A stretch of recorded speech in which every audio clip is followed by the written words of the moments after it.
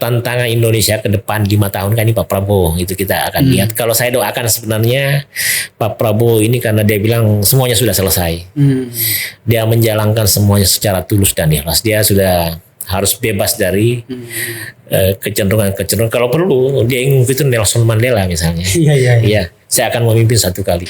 Prabowo dalam melaksanakan kegiatannya sebagai Presiden Republik Indonesia, detik demi detik, menit demi menit, dia serahkan kepada yang kuasa bahwa apa yang saya lakukan ini untuk kepentingan rakyat, bangsa dan negara. Itu yang kita, dan itu tidak akan ada yang lebih indah selain dari komitmen itu. Coba bayangkan 78 tahun Indonesia merdeka. Kalau saya mau ke Pontianak harus lewat Jakarta, orang Pontianak mau ke Balikpapan harus lewat itu. Ya kan, ada yang kadang-kadang berpendapat, oh kita bikin kereta trans Kalimantan. Ya dia lupa bahwa di Kalimantan itu penduduknya kurang. Yang mau naik siapa, anunya siapa yang anu. Nah, makanya kalau saya khusus IKN, Pak Jokowi keren.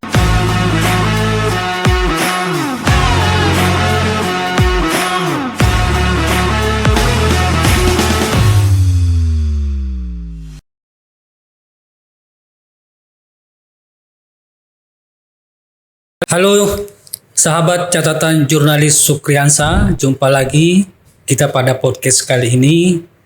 Dan hari ini ada peristiwa yang luar biasa di negara Republik Indonesia, di mana KPU sudah melakukan penetapan terhadap kemenangan Prabowo Subianto dan Gibran Raka Buming Raka sebagai Wakil Presiden. Dan atas peristiwa yang bersejarah ini kita akan membincangkan bagaimana refleksi seorang rektor sekaligus seorang aktivis terhadap kepemimpinan Prabowo Subianto dan Gibran Raka Buming Raka untuk beberapa tahun ke depan. Oleh karena itu di catatan jurnalis Sukriyansa kali ini kita hadirkan Bapak Dr. Insinyur Isradi Senal. Selamat sore Pak Isradi. Selamat sore Dr. Supa, apa kabar? Alhamdulillah. Terima kasih atas berkenannya hadir di catatan jurnalis Sukriyansa. Pak Isradi, tentu Pak Isradi juga sudah mendengar dan mengetahui bahwa hari ini pada pukul 11 siang tadi di waktu Indonesia bagian timur telah ditetapkan oleh KPU Prabowo Subianto dan Gibran Raka Buming Raka dinyatakan sebagai penetapan pemenang pemilihan Presiden dan Wakil Presiden Republik Indonesia. Atas peristiwa ini apa yang ingin disampaikan oleh Pak Isradi? Oke. Yang pertama tentu saja kita sama-sama ikuti semua proses yang luar biasa. Kalau saya bisa bahasakan termasuk salah satu yang paling demokratis di dunia. Nah, yang pertama saya mau sampaikan, saya mau ucapkan selamat kepada Bapak Jenderal Purnawirawan Prabowo Subianto dan Gibran Raka Buming Raka sebagai Presiden dan Wakil Presiden Republik Indonesia tahun 2024-2025. Dan yang kedua, kita berdoa apa yang menjadi visi dan misinya yang dibahasakan sebagai Indonesia Maju bisa terlaksana. Karena kita kan sudah bisa membayangkan Indonesia Maju yang dia bayangkan kan sudah tertuliskan yang akan dicapai di tahun 2045 sebagai Indonesia Emas. Itu keren untuk kita dukung secara bersama-sama. Dan menurut Pak Isradi ini Prabowo Subianto dan Gibran, apa hal-hal yang seharusnya menjadi perhatian utama nantinya bagi rezim ini untuk mencapai Indonesia Maju itu? Iya, jadi kalau Indonesia Maju kan konsepnya sudah ada, sudah jelas sekali. Terus Pak Prabowo kan dan Mas Gibran jauh sebelumnya sudah berkomitmen akan melanjutkan dan memperbaiki jika ada yang kurang. Artinya kita sudah bisa membaca apa yang akan dilakukan Pak Jokowi dilanjutkan, ya kan? Ya. Dengan demikian kemudian mungkin dalam pelaksanaan berdasarkan kritikan-kritikan ada yang kurang bagus mungkin akan diperbaiki, termasuk metode demokrasi yang menurut Pak Prabowo kita capek dengan sistem sekarang, ya kan? Itu saja. Dan dengan kalau Pak Prabowo konsisten dengan apa yang dikatakan untuk mewujudkan Indonesia maju, keberlanjutan itu, insya Allah saya rasa ada harapan yang bagus untuk Indonesia yang lebih baik di masa mendatang. Karena apa yang dilakukan oleh Pak Jokowi menurut saya itu telah menuntaskan sebagian apa yang menjadi tantangan bangsa ini. Tantangan bangsa ini satu, birokrasi. Yang kedua adalah korupsi. Yang ketiga adalah infrastruktur. Nah, Pak Jokowi untuk konteks infrastruktur itu kalau saya ngasih jempol. Itu luar biasa. Dari yang biasanya dulu tersentral di Pulau Jawa, sekarang ini sampai ke pelosok, sampai ke Papua, Nusa Tenggara, ya bahkan IKN gitu kan. Itu yang keren. Hanya ada beberapa catatan kalau misalnya bahasa perbaikan, kalau kaitannya dengan korupsi kita masih melihat masih ada yang perlu diperbaiki, dioptimalkan.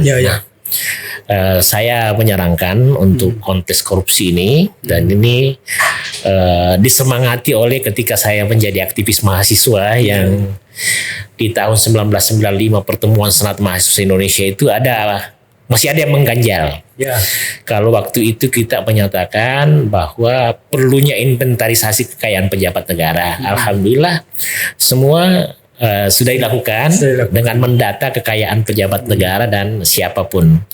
Akan tetapi perjuangan kami dulu tidak sekedar mencatat misalnya si A kekayaannya misalnya 3 miliar, ada mungkin yang 300 miliar, masih ada satu untuk perbaikan ke depan khususnya di zaman Pak Prabowo. Kalau ada pejabat negara yang tidak punya background sebagai pebisnis atau misalnya tidak mewariskan hal-hal yang kekayaan, kemudian punya kekayaan yang sangat luar biasa melampaui penghasilannya, selain misalnya didata sebagai kekayaan pejabat negara, juga ditelusuri kenapa bisa. Ya kan, itu perbaikan, itu improvement baik untuk semuanya menurut saya, ya kan. Terus yang kedua terkait birokrasi, masih ada kecenderungan yang misalnya sekarang sedikit nepotisme tanda kutip gitu, ya kan. Bisa nggak diperbaiki suatu saat bahwa misalnya baik di dewan maupun kepala daerah sekarang kan ada kecenderungan hanya orang yang kaya saja yang bisa duduk dan bisa menang. Ini kalau bisa diperbaiki. Terus yang kedua yang kaitannya dengan birokrasi, tinggal penyempurnaan saja sedikit. Tapi kalau saya menilai konsep keberlanjutan dan perbaikan itu selaras dengan konsep manajemen modern dan internasional, yang bahasa dalam sistem manajemen mutu continuously improving, perbaikan secara terus menerus, ya kan, bukan perubahan. Yang keren itu perbaikan secara terus. Kalau dalam konsep biasa dan manajemen itu, kalau ini sekarang baik, tingkatkan, baik tingkatkan, ya kan, bukan misalnya robah, itu tidak sesuai dengan konsep itu. Ya itu untuk sementara kalau menurut saya, ya kan. Yang pasti lanjutkan apa yang dilakukan Jokowi, konsisten dengan Indonesia maju, Indonesia emas. Kemudian ada mungkin hal-hal yang setelah dijalankan ada hal-hal yang kurang sempurna, disempurnakan. Karena memang kita harus ada ujung. Sama Indonesia emas 2045 sama dengan Repolita sebenarnya kan. Maksudnya ya garis-garis besar haluan negara harus berlanjut. Jangan ada satu pemimpin lain lagi, ya kan. Bahasanya Pak Luhut kalau saya tidak salah dengar sempat dia bilang, ya kalau sudah ada lanjutkan aja yang sudah ada, yang sudah bagus itu, jangan mengadakan lagi ya. Ya itu untuk saudara. Jadi sampai sekarang ini Pak Isradi yakin bahwa konsep keberlanjutan itu sangat diperlukan untuk mencapai Indonesia maju ya. Terus bagaimana Pak Isradi melihat posisi IKN sekarang ini dalam manajemen pemerintahan Prabowo Subianto Gibran? Apakah perlu ada renovasi atau pembaharuan? Bagaimana Pak Isradi? Karena Pak Isradi kita ketahui sangat intens, bahkan terlibat langsung dalam program IKN ini. Ya, jadi saya melihat ya kan terkait IKN ini memang kalau kita persentase merupakan konsep yang bisa dikatakan diterima oleh seluruh rakyat Indonesia, ya kan. Objektif evidence-nya hampir seluruh praksi mendukung, ya kan. Itu fakta itu. Begitu juga sekarang Undang-Undang DKI Jakarta menjadi DKJ itu sudah hampir disetujui oleh semua praksi. Artinya sekarang tidak ada masalah lagi dengan perpindahan itu. Nah, tinggal menuntaskan masalah yang atau konsep yang sudah ditata sampai 2045. Jadi IKN itu satu kelebihannya karena apa yang harus dikerjakan oleh setiap pemimpin. Jadi misalnya Pak Prabowo naik di 2024 ini, itu dia sudah ada skema 2025 sampai 2029 yang harus diselesaikan seperti apa. Jadi sudah jelas itu dilaksanakan secara konsisten, itu sudah bagus. Iya kan? Karena sekarang yang di 2022-2024 di zamannya Pak Jokowi itu sudah dilakukan sesuatu yang melampaui target. Dengan pasangan Prabowo dan Gibran, saya meyakini ini akan berjalan lebih cepat dan lebih baik, ya kan. Dan kita berdoa mudah-mudahan semangatnya Pak Prabowo sama dengan semangatnya Pak Jokowi, karena kalau saya persentase semangat Pak Jokowi itu, kalau saya kasih persentase 100%, 100% memang. Iya, karena dia punya data, dia punya pernah jadi gubernur, dia tahu tantangan apa, sehingga dia sangat jadi kelebihan Jokowi, dia sangat meyakini bahwa pemindahan IKN itu sangat tepat dan luar biasa gitu, sesuai dengan tantangan bangsa kita. Ya kan, Pak Jokowi itu kan pindah ke IKN konteksnya pemerataan ekonomi, pemerataan penduduk, ya kan, dia ingin ada sumber ekonomi baru satu, epicentrum ekonomi. Dia ingin penduduk di Jawa jangan berkumpul di Jawa semua, jangan tiap hari, tiap tahun ke Jawa saja semua, tapi ke Kalimantan misalnya yang secara keseluruhan cuma 6%. Itu cita-cita yang luar biasa, karena tantangan bangsa kita itu kan pemerataan, ya kan. Coba bayangkan 78 tahun Indonesia merdeka. Kalau saya mau ke Pontianak harus lewat Jakarta, orang Pontianak mau ke Balikpapan harus lewat itu, ya kan. Ada yang kadang-kadang berpendapat, oh kita bikin kereta trans Kalimantan. Ya dia lupa bahwa di Kalimantan itu penduduknya kurang. Yang mau naik siapa, anunya siapa yang nah, makanya kalau saya khusus IKN, Pak Jokowi keren ya. Terus infrastruktur itu saya anggap positif juga. Tapi sebagai manusia biasa pasti dalam langkah ada kekurangan. Tugas kita bukan mengkritik saja, tapi memberi solusi. Ya kan, ini kan yang kurang. Kita kadang-kadang mengkritik seperti terus diam. Kita tidak lihat ini tantangannya apa. Kita perbaiki, memberi masukan, gitu aja.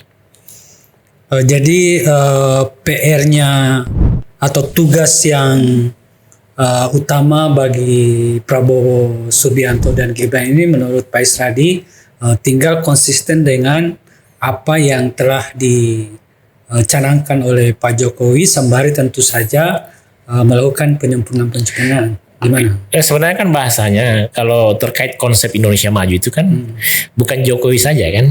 Indonesia Maju kan itu tim ya.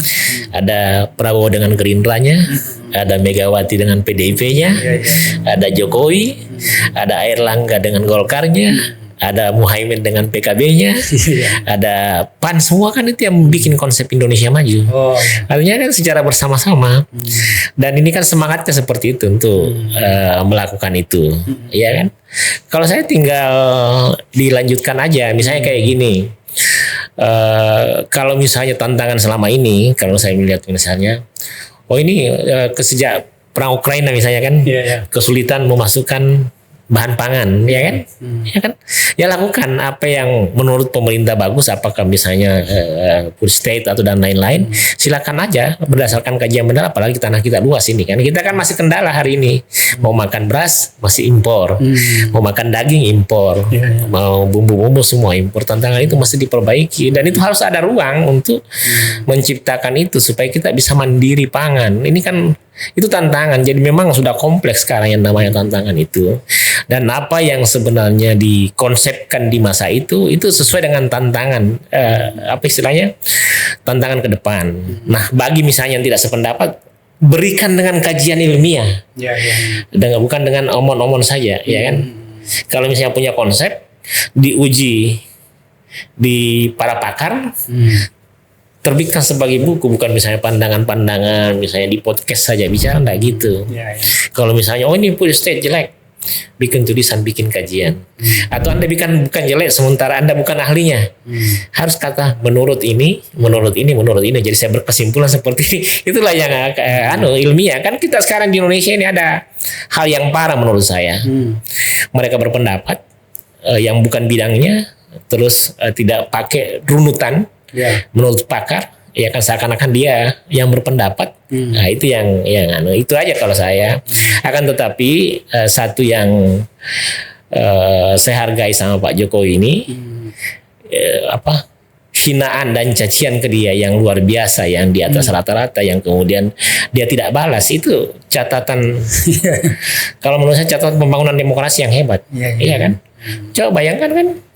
Dicaci dimaki, kira-kira di Republik ini sejak Indonesia merdeka siapa presiden yang pernah dicaci maki melampaui pencacian kepada Jokowi? Iya kan? Kalau saya silakan dikoreksi atau misalnya kan. Pak Isradi, tadi waktu penetapan itu pasangan Anies dan Muhaimin itu hadir, tapi Ganjar Pranowo dan Mahfud itu tidak hadir. Nah, sepertinya bagaimana Pak Isradi membaca gimmick politik ini sebelumnya, tetapi Ganjar sih mengakui kemenangan itu, cuma dia tidak hadir di pelantikan penetapan tadi. Ya, kalau Anies datang dengan Muhaimin. Nah, kira-kira bagaimana Pak Isradi membaca? Kalau kita lihat sebenarnya fenomenanya sejak pengumuman Mahkamah Konstitusi kemarin sudah selesai semuanya. Sudah selesai. Jadi Pak Ganjar, yang dilakukan Pak Ganjar ini kan dia pakai alasan. Dia bilang undangannya terlambat dia terima, dia lagi di Sleman, ya kan? Iya kan? Dan kemarin kan dia sudah terbuka bahwa dia mengakui itu. Dia berpikir bahwa yang akan diundang ketua-ketua partai saja, ya kan? Itu satu, bisa seperti itu. Yang bisa seperti kedua kan dalam perjalanan tiba-tiba kan PDIP mau PT UN gitu kan? Betul. Mungkin kan kurang etis misalnya PDIP bilang mau PT UN, terus Ganjar dan Mahfud datang. Tapi kan Pak Mahfud itu sudah dengan tegas. Ini akhir kalau misalnya bicara proses hukum, ini akhir. Nah kalau sudah ada pakar sekelas Mahfud, kemudian ini dari unsur lawannya Pak Prabowo yang menyatakan itu harus diyakini sebagai sebuah yang dan ini yang berikutnya semuanya bumbu-bumbu aja. Bumbu-bumbu aja. Sudah sejak tadi itu sudah masalah sudah selesai, tinggal semua akan melihat ke depan. Saya memahami kalau sikap PDIP itu di bawah pimpinan Megawati, Bu Mega itu sangat cerdas dan dia itu negarawan. Dia tahu apa yang harus dia lakukan. Dia percaya saya salah satu sosok yang saya kagumi Bu Mega itu. Apa yang dia lakukan itu biasanya sama dengan langkah Gus Dur. Bagi kita yang tidak terlalu hebat di politik itu, kita mungkin ada yang menganggap itu, tapi dia itu memikirkan bangsa. Biasanya 2-3 langkah ke depan itu dia sudah pikirkan. Tapi mereka itu negarawan, mereka itu patriot. Insya Allah tidak akan ada apa-apa. Masalah kemarin sudah selesai, masalah sudah tuntas, iya kan? Saya mengikuti jejaknya itu Megawati, semuanya, Ibu Mega, Pak Prabowo, iya kan? Ini sekarang juga Pak Jokowi sudah mulai itu sudah sudah semua. Insya Allah mereka putra putri terbaik, termasuk Pak Anies kehadirannya, kemudian dan kita lihat kan ada hikmah yang bagus dengan ini sampai di Mahkamah Konstitusi. Hikmahnya apa? Akhirnya clear semua. Daripada tidak clear, ya kan? Kan dulu misalnya ini bansos, akhirnya kan dengan skenario Tuhan, ya, kan di luar dugaan tuh, akhirnya jelas, Sirekap akhirnya jelas dan lain-lain. Dan ada namanya hati nurani. Semua kalau saya memotret semua, biasanya banyak yang cuma pandangan saja, tapi di hati kecilnya semua clear dan sudah selesai. Karena kalau kita bicara pemilu Indonesia, baik legislatif dan eksekutif, kemudian presiden, ya tentu saja sebagai negara yang baru menerapkan demokrasi memang butuh proses yang panjang. Hanya ini memang tantangannya Pak Prabowo ke depan, budaya politik yang biasa, yang saat ini negatif, itu setidaknya sekarang diperbaiki atau untuk ke depan, apalagi semua berkomitmen politik yang lebih sehat, demokrasi yang lebih sehat, dan semua itu tidak untuk semua itu kondisi bangsa Indonesia. Bukan masalahnya 01, bukan masalahnya 02, bukan masalahnya 01, tapi momentum bahwa kita mau perbaiki ke depan itu harus diperbaiki itu. Percayalah tadi sudah selesai. Semua pemimpin kita itu baik-baik saja. Dan insya Allah tinggal yang akan mendrive Indonesia ini jangan kita biarkan sendirian. Ya. Jangan kita hanya menyampaikan ke mereka, mengkritik saja, tapi beri solusi. Saya percaya mereka itu punya solusi. Yang penting kajian-kajian ilmiah. Misalnya kayak gini, bagi yang tidak setuju food estate, bikin kajian, diuji secara ilmiah. Ya kan, supaya enak, karena ini bangsa ini di zaman digital ini kena hoax semua, hampir semua kalau lagi membenci tinggal forward. Itu tantangan juga yang akan ke depan yang mesti kita perbaiki. Apalagi ini kita bangsa yang besar, bangsa yang kaya tapi belum merata, ya kan? Bangsa yang kaya tapi potensi yang kaya makin kaya, yang miskin itu ada. Itu tantangan juga. Itu yang mesti diperbaiki ke depan. Tidak ada negara sekaya Indonesia. Tapi kalau tidak dikelola secara baik, ya kan, tidak akan baik ke depan, ya kan. Ya kita kan ini orang-orang yang menunggu seperti ini. Kita kan ini misalnya anggap pejuang reformasi, pejuang rakyatnya sejak dulu, tapi kan mana pernah kita dilirik, ya kan, ya kan. Teman-teman juga sudah punya posisi, kadang-kadang memikirkan dirinya dan kelompoknya seakan-akan mereka saja yang pejuang, ya kan. Terbukti kan kayak gitu.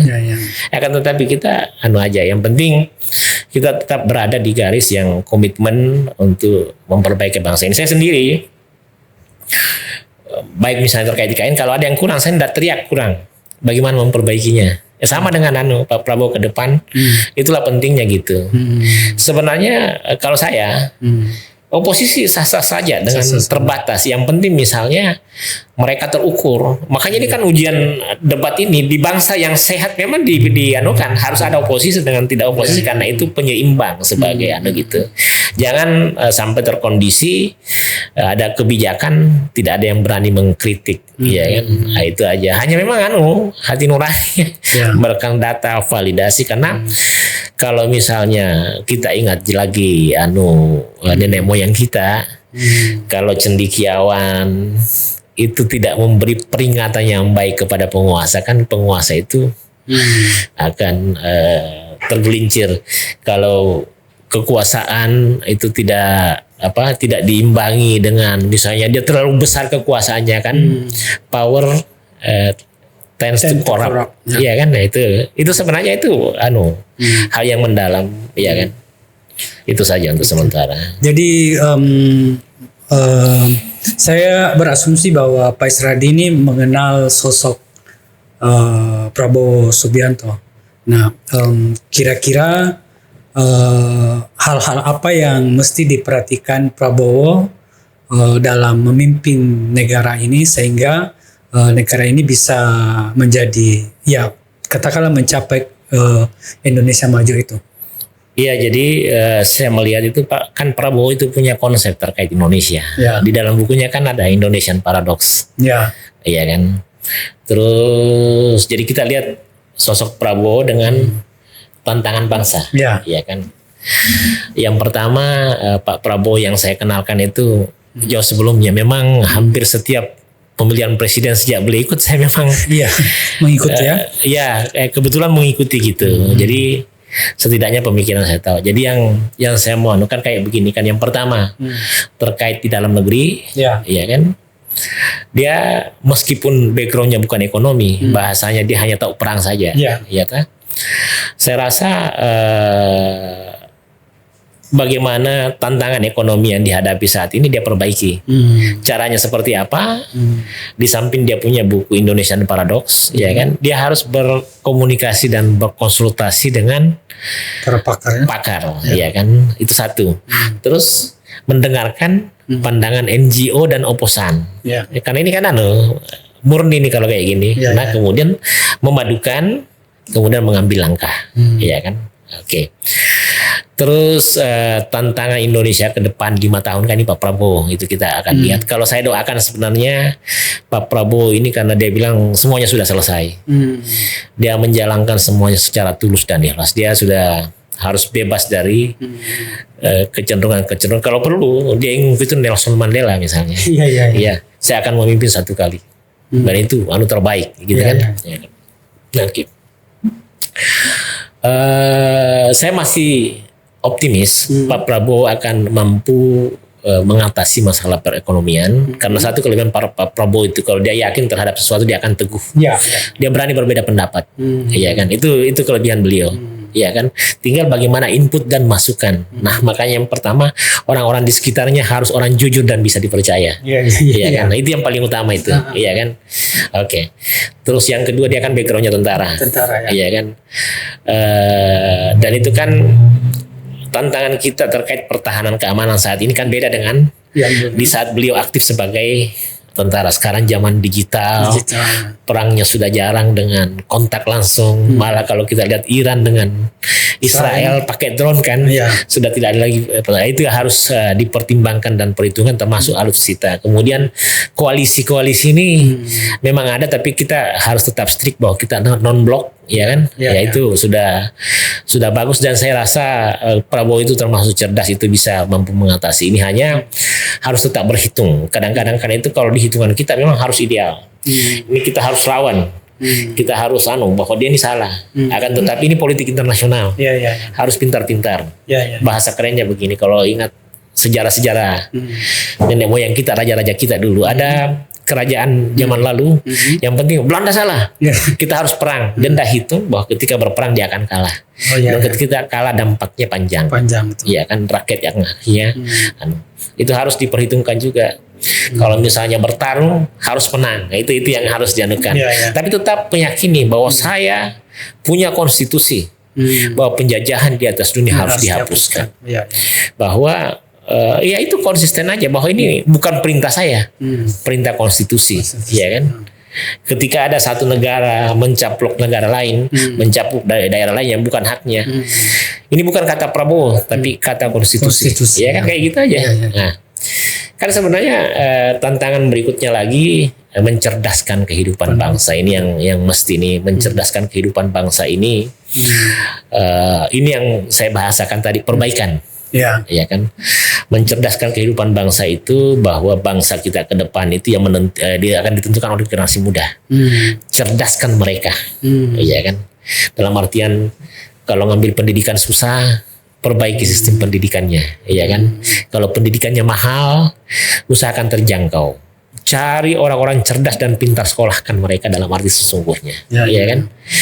Mencerdas ini kan perintah undang-undang. Kita sebenarnya bekerja itu gampang, tidak perlu membuat-buat, kan di Undang-Undang Dasar 45 nyata.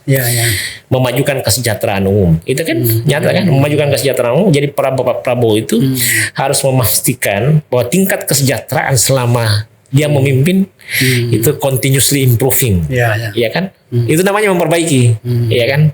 Kalau misalnya kesejahteraan petani hanya sekian, harus ada kebijakan untuk kebijakan petani. Begitu juga nelayan, ya kan. Nah itu. Terus yang kedua tadi saya singgung lagi kan, di undang-undang mencerdaskan kehidupan bangsa. Dulu satu negara kalau mau dikuasai, dia kasih narkoba anak-anak mudanya, ya kan. Dia sesatkan anak mudanya, dia anukan ini, perhatikan mereka. Saya ingat Jepang. Jepang itu kadang-kadang mendahulukan disiplin, tata krama, cinta negara. Ini kan yang hilang. Disiplin, tata negara, itu kalau saya diperbaiki. Cerdas ini juga macam-macam. Ajari mereka dengan kecerdasan intelektual, kecerdasan sejarah, kecerdasan finansial. Jadi mereka sudah harus maksudnya orang yang mampu mandiri untuk ke depan, ya kan? Cerdas spiritual, yang taat kepada agamanya, apapun agamanya, ya. Cerdas emosional, yang kemampuan menempatkan diri, ya kan? Yang satu terakhir itu cinta damai, ya kan? Hampir setiap unsur-unsur bangsa kita, kalau misalnya harus cinta damai, begitu juga dunia, mendahulukan cara-cara damai dalam penyelesaian masalah, hindari perang. Kalau saya satu kata kunci, jangan pernah masuk ke wilayah perang, karena tidak pernah ada yang berperang itu jadi pemenang yang sesungguhnya, apalagi kalau misalnya terbatas sumber daya. Jadi kalau saya mau sampaikan sama Pak Prabowo satu aja, Pak Prabowo itu perang jago, ahli strategi, iya kan. Akan tetapi kalau saya bisa, kalau ada perang di depan mata, hindari ya, cari cara-cara damai, iya kan. Karena perang tidak akan menyelesaikan masalah. Tidak pernah di dunia ini perang menyelesaikan masalah. Iya kan? Itu menurut saya. Iya kan? Kalau Pak Prabowo kan jenderal ya. Lu siap, gua punya tentara siap. Akan tetapi kalau saya dalam konteks pengalaman sejarah, ya kan, apalagi sekarang kan orang punya koalisi. Iya kan? Sekarang misalnya kayak saja, tidak bisa dipandangin di semua negara yang kecil. Tidak mudah mencapai negara, tidak mudah memerangi negara. Kita salah saja di embargo itu sudah harus pintar-pintar menempatkan diri dalam tatanan dunia yang terus bergolak. Iya kan? Harus bagus, yang harus bebas dari harus diselamatkan rakyat. Pandangan kita NKRI itu kan perpecahan itu. Pak Prabowo saya ingin menjadi pengikat ke depan. Oke, tadi Pak Isradi menyinggung bahwa untuk kesuksesan kepemimpinan Prabowo butuh orang-orang di sekitarnya itu dipercaya, kemudian loyal.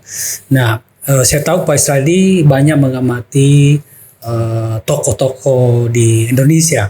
Nah, kalau bisa menyebut nama-nama yang menurut Pak Isradi layak membantu Prabowo, itu siapa yang Pak Isradi rekomendasikan? Yang pasti kelebihan Pak Prabowo sekarang itu kan dia dekat dengan ulama. Oh gitu ya. Dia dekat dengan ulama, dia dekat dengan pastor, dia dekat dengan tokoh-tokoh agama, iya kan. Dan saya menyadari kehadiran tokoh-tokoh agama ini perekat NKRI, iya kan, cinta bangsa dan negara. Saya mengenal beberapa orang di antaranya, iya.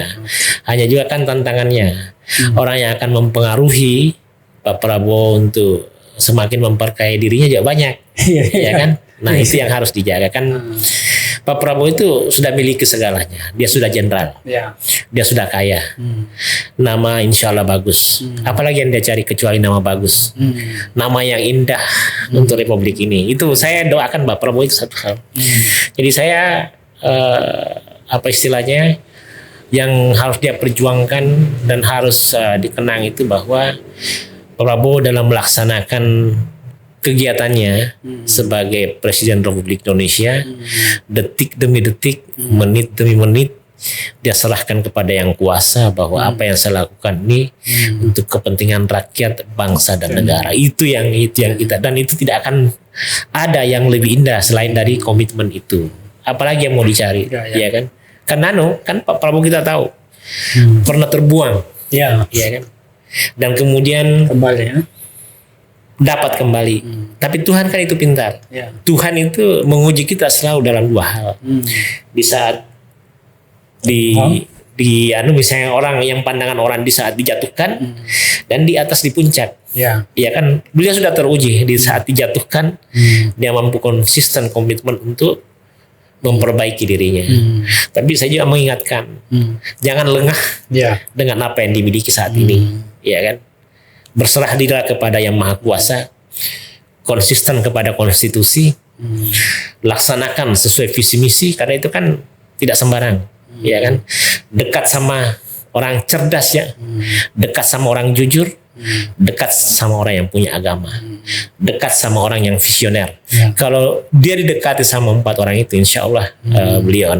Tapi di antara semua itu, yang paling utama dia didekati sama orang jujur. Ya, ya. Karena sejarah menyatakan salah satu keunggulan kepemimpinan Nabi Muhammad yang hebat, orang mengenal dia sebagai orang jujur.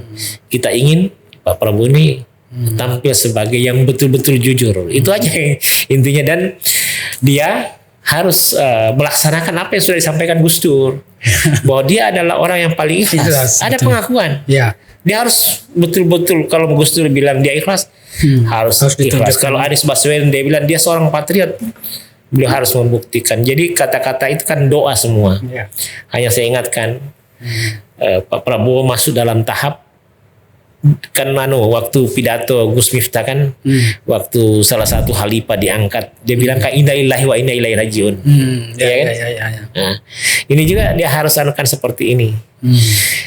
Jangan sampai diuji dengan serangan dia mampu bertahan, diuji dengan kenikmatan dia tidak mampu bertahan. Tapi saya menganggap Prabowo sebagai teman. Saya mendoakan Pak Prabowo cintai bangsa, cintai negara, ya kan, dan detik per menit demi Indonesia, ya kan, sudah mulai mengerjakan apa yang tertulis, ya kan. Bahasa kerennya saya sudah mulai tampil dengan tenang ala Jokowi, karena ini momentum terbaik. Jangan sampai nikmat atau apa yang diberikan ini berakhir dengan tidak bagus. Banyak sejarah di dunia, ya kan, dia berhasil sampai di puncak, tapi setelah di puncak dia menyanyiakan kesempatan baik, sehingga semuanya hilang, hancur, jatuh, ya kan. Kita tidak ingin itu. Saya tidak ingin Pak Prabowo seperti saya ingin Pak Prabowo semakin lama semakin namanya semakin bagus dan semakin harum. Nama besar dan nama baik itu yang luar biasa. Seperti halnya yang pernah terjadi sama Nelson Mandela. Ya kan, itu aja. Pak Isari, saya kira pasangan Prabowo ini adalah suatu pasangan dengan Gibran.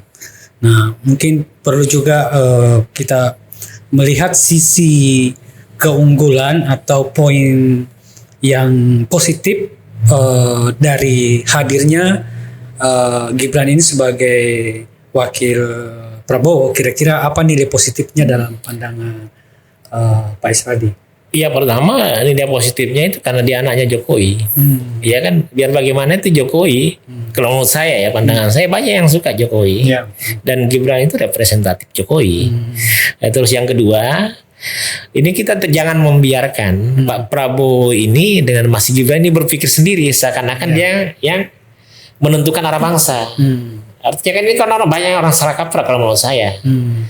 Kita itu dalam membangun dan memimpin bangsa sudah ada anunya kan, sudah ada jalur-jalurnya, sudah ada mau kemana dan kemana kan, saya sudah bahasakan tadi. 3 poin utama, ya kan, memajukan kesejahteraan, mencerdaskan kehidupan bangsa, cari caranya, ya kan. Kemudian sudah ada visi menuju Indonesia Emas, itu kan sudah tertulis. Yang belum tertulis itu ditulis, sehingga pemimpin itu tidak seakan-akan tiba-tiba ngomong. Ya kan. Terus yang kedua, ini kan presiden dengan lembaga. Lembaga ini ditunjang dengan Dewan Pertimbangan, ya kan, yang misalnya bermacam-macam. Hanya kan nanti saran berupa tertulis, kemudian itu menjadi tujuan bangsa. Jadi kan manajemen modern itu tidak lagi bahwa ini sabda raja, ini titah raja, tidak begitu. Apa yang akan dilakukan itu sudah terprogram. Kan kita ada Bappenas, Bappenas yang ngatur. Memang punya pandangan-pandangan, Mas Gibran mungkin punya pandangan, tapi harus diuji dengan kajian. Kemudian setelah dituliskan ada tahapannya. Seperti halnya IKN kan, IKN itu tidak sekedar IKN. Jadi sudah diatur, dia akan jadi smart, dia akan forest. Kalau jadi smart seperti ini akan dibangun, menjadi forest seperti ini akan dibangun. 2022, 2024 ini akan dibangun, 2025, 2029 ini akan dibangun, 2030, 2030 ada dibangun, 2035, 2030 ada dibangun semua, 2040, 2045 ada yang dibangun. Jadi terstruktur itu. Jadi apa yang tidak ada, nah itu sekarang dikaji, ya kan? Begitu. Termasuk mempertimbangkan pandangan-pandangan calon presiden yang lain yang sebelumnya tidak apa-apa, itu sebagai dilihat siapa tahu ada benarnya juga kan? Kalau saya sih kemarin waktu berperang Oke. Tapi setelah selesai, kita mencoba merumuskan, dan Pak Prabowo dengan Mas Gibran tidak usah ragu-ragu lagi. Dia tinggal bilang, apa yang saya lakukan sekarang kan saya sudah janjikan sama kamu. Apa yang dilakukan Pak Jokowi saya akan lakukan, kan sudah. Iya kan? Artinya kalau Pak Jokowi ingin KN selesai, sudah. Tapi kan di Indonesia emas itu, menuju Indonesia emas semuanya sudah ada. IKN itu hanyalah salah satu bagian untuk pemerataan ekonomi. Yang misalnya Indonesia ingin masuk 5 besar dunia, di mana kalau mau masuk 5 besar dunia itu pemerataan ekonomi harus jangan di Jawa saja. Itu termasuk. Jadi visi misi itu, ya kan. Jadi enak sebenarnya jadi presiden. Ya tinggal menjalankan apa yang ada, ya kan. Kan makanya ketika mau jadi calon presiden ada visi misi. Nah visi ada misi ini kemudian biasanya dibuatkan program kerjanya seperti apa, di tahun pertama seperti apa. Ini kan enak sebenarnya. Nah, seketika itu sudah diterima, ditandatangani DPR, kan sudah selesai. Iya kan? Misalnya kayak gini, oh ini bangun ini, tambah ini, dana ini untuk kalau misalnya sudah disetujui secara berkebangsaan, berkenegaraan, kan sudah selesai. Tidak ada salahnya. Orang kan masih kadang-kadang berpikir begini, kadang-kadang negara ini kalau misalnya yang jadi presiden Anies yang menentukan, Prabowo menentukan, Gibran menentukan, padahal kan untuk praktek ketatanegaraan itu selalu presiden yang menentukan. Tapi presiden kan tidak jalan sendiri, harus berdasarkan rencana kerja. Jangankan presiden, setingkat rektor ada saja, sudah ada anunya semua. Ini aja yang kadang-kadang kurang disosialisasikan, ya kan? Jadi presiden tinggal pakai dasi jalan, seperti itu. Tapi apapun itu kalau saya keduanya harus menjaga amanah dan kepercayaan gitu. Jangan kalau misalnya ada salah satunya misalnya diremehkan, buktikan dengan kerja. Iya kan? Ada misalnya dianggap misalnya dari segi negatif, jawab dengan action itu aja. Nah, kita sudah bagus mulai di Indonesia, sudah mulai ada tradisi di mana demokrasi itu berjalan kan. Kadang-kadang semua orang sudah bebas bicara sekarang kan. Iya, betul. Ya, kita yang ngalami Orde Baru seakan-akan kita kan merasakan, merasakan tidak selesai di situlah. Saya tidak bisa bayangkan kalau di zaman Orde Baru orang bicara seperti hari ini, ya kan. Tapi kalau saya punya pesan, silahkan pakai cara demokrasi seluas-luasnya, ya kan. Tapi bercontoh. Bagi Anda seorang cendekiawan, kalau Anda cendekiawan, setiap pernyataan berbasis referensi, ya kan. Kalau berbasis agama, diatur secara bagus bahwa agama itu untuk kemaslahatan bangsa dan negara. Jangan melakukan sesuatu yang bisa memecah belah. Dampaknya harus diperhatikan. Bagi masyarakat yang awam, mintalah petunjuk kepada cendekiawan dan agamawan untuk dalam melakukan. Yang pasti tanggung jawab kita semua yang paling penting dan mendasar untuk ke depan, generasi muda kita itu yang mesti betul-betul dijaga, ya kan? Karena kalau potret generasi muda saat ini kurang bagus, itu bahaya ke depan. NKRI itu bagus, Bhinneka Tunggal Ika itu bagus, ya kan? Dan itu rahmat lil alamin. Tinggal bagaimana kekayaan negara ini betul-betul untuk kemakmuran rakyat. Yang pasti saya menyampaikan konsep sekarang terkait penguasaan kekayaan negara itu mesti diperbaiki. Ya kan, karena yang kaya akan makin kaya dan yang miskin masih akan miskin. Harus ditata kembali itu, ya kan. Itu aja untuk sementara yang bisa saya sampaikan. Baik, terima kasih Pak Isradi dan juga sahabat catatan jurnalis Supriyansa. Demikian diskusi kita atau bincang-bincang kita dengan Pak Isradi Sena, seorang aktivis sejak mahasiswa, dan hingga hari ini saya kira komitmen sebagai seorang aktivis terus terpelihara. Dan sebagai penutup, kita mengucapkan selamat kepada Prabowo Subianto dan Gibran Rakabuming Raka atas penetapannya sebagai pemenang pemilihan presiden 2024.